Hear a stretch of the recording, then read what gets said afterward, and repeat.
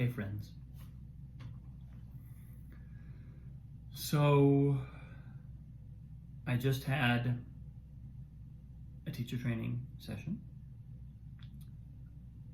with Madeline and another student and teacher. And oh my God. I'm sort of in the afterglow moment, in case you can't tell, and I'm going to try and capture as much of what showed up as I can. The essence,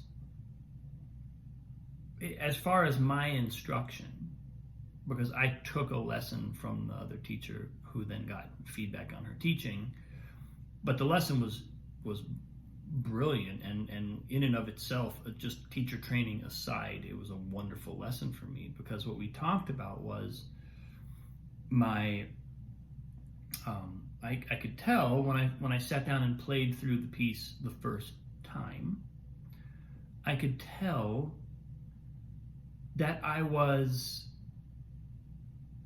kind of brittle, and it's something that's familiar to me from my experience playing, and from my even looking at piano and music from the point of view of performance mode and discovery mode, which are phrases that I kind of made up to describe these different states.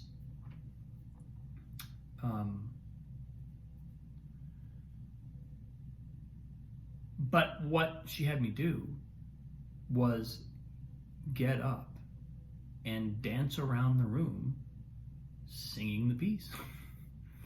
And it changed everything. As soon as I sat down, I was living the gesture of the music.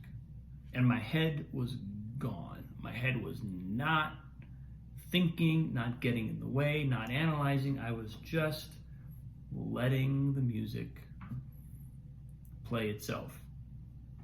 It was very powerful, and it was a very kind of, in some ways, maybe even the most vivid illustration of how important it is to connect with, I don't know if I want to call it connect with that part of myself, or if I want to call it open my heart, or if I want to call it live fully. It's a huge thing, because what comes up as I start dancing around the room singing this Mozart sonata, piano sonata, on a Zoom call, there's a certain kind of letting go of the pretense of getting it right, which is, of course, what I've talked about over the last couple of days. It's one of my major obstacles in a lot of ways, is this fixation on doing a good job and getting it right and doing a good performance. And it's one thing to kind of know that that's what that we don't want to do that, or that's not an effective way of communicating music. But it's another thing to have a really effective practice, a concrete path, a series of steps that will get us from one mode to the other. I talk about discovery mode and performance mode, and I've done, I think, a fair amount of work with a lot of people at this point, really looking at that and getting them anchored in a different perspective. But man, it's like there's always another level, and there's always a new tool that comes online that seems to be that seems to offer more and more direct access, because this just totally unpacked me, and I was just feeling living the gesture of the music as I played it. Now, the sort of subject of my post was actually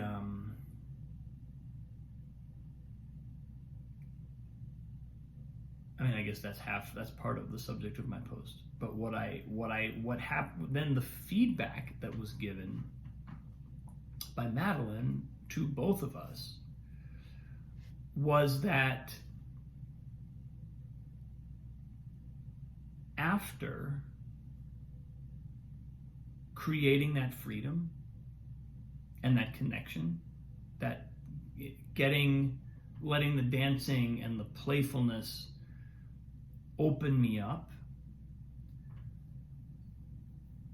there was a level of technical, like the first thing she said was his posture went after that. So in other words, the way that I was seated at the piano kind of wasn't as poised, wasn't as commanding, and therefore not as receptive. So this is where I'm really more and more detecting that there is a real science to this art, in a way, of letting heaven in, letting the heart open. But that's not the end of the road. There's still the expressive instrument. There's still technique. It's not technique for the sake of perfection. I mean, it is, but it's not technique for the sake of the kind of perfection that I'm seeking when I'm sitting there trying to get it perfect. But it's technique to create ease in expression, to allow the heart to speak through the fingers, to allow the heart to reach the piano and take off through the harp of the instrument. And that was another big revelation. It was like a 1-2 punch today, because first there was this massive opening and this real sense of, wow, this is how I get there. And then there was this next step that invited me to look even more closely, that invited me to really kind of open into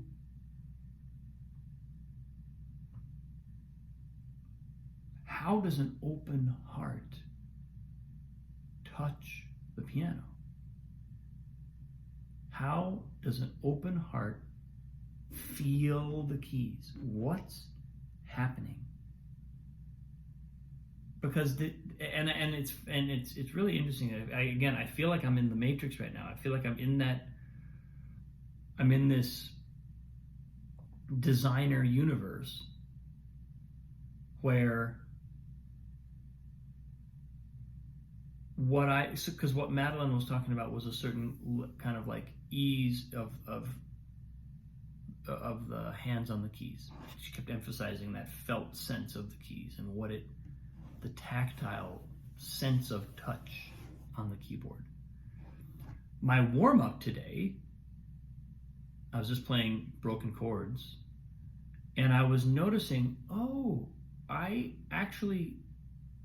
can make this easier by elevating and never collapsing. It's this weird thing where like we don't notice how much we've collapsed until we really start to open up the heart, open up the body, open up everything. And then all of a sudden it's like, oh, why would I do it all cramped and collapsed on itself? That's not how an open heart wants to touch the instrument. An open heart wants to touch the instrument with ease and freedom. It wants to feel good. It doesn't want to. An open heart doesn't want to tolerate a bunch of unnecessary tension. Why? An open heart is going to feel that unnecessary tension and say, why is that there? Does it need to be there? What if it doesn't need to be there? Why? Is there another way? How can you let that go? And again, this is just a beautiful, beautiful metaphor for the way it works in all of life. An open heart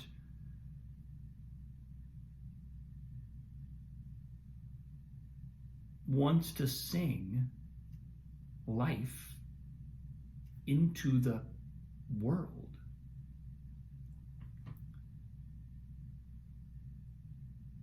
It's not going to put up with patterns and inhibitions that are not helping. It's not going to. It just won't. It won't do that. And this is where it doesn't really. I'd say that in a lot of ways the primary discipline of this work is to really find access to the heart. Find access to the heart. It'll tell us everything we need to know. I had the sensation yesterday, and I spoke about it in the post because I had been practicing the piece that I just played on the session today, and it was like the piece was teaching me how to play it. The piece is giving me the gift of itself, and even down to the technique required and the fingering required. It's all there. It's all encoded. Mozart's the imprint that Mozart left on the world by creating this piece is there for me to receive if I want. And our own life is very similar. Our own life is, our heart knows what it's trying to do, what it's trying to say. We don't have to ascribe to any philosophy. We don't have to, there's nothing to attain in order to prove that we've made it or that we get it. The heart just lets us know what we need to do. It's pretty direct, but it's not. That doesn't mean that it's not.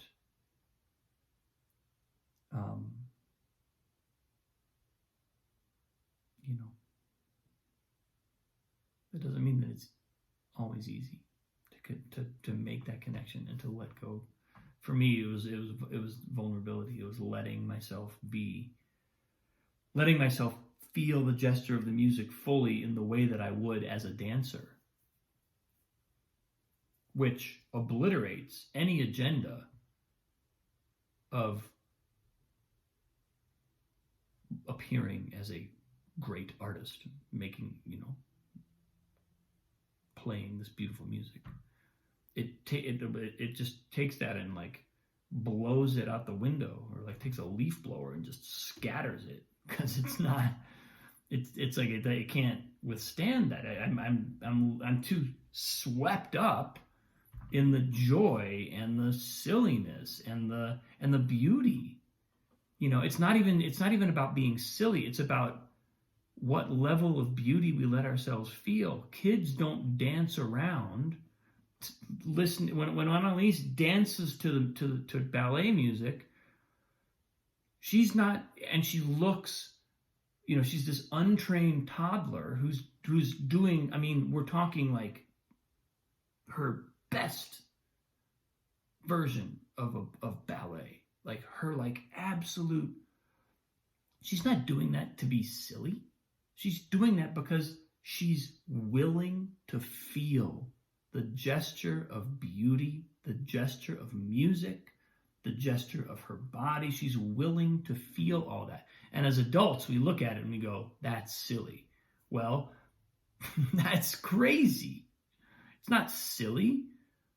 It's profound. It's open. It's alive. It's connected. It's real.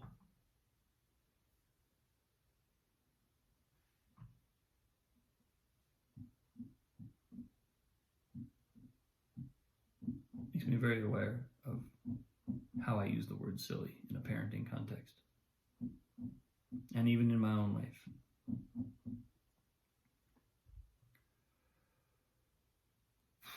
It's a big one, folks. Lots happening. I appreciate you for watching, for being with me on this journey. Thank you. I love you. Have a wonderful day. I'll see you tomorrow.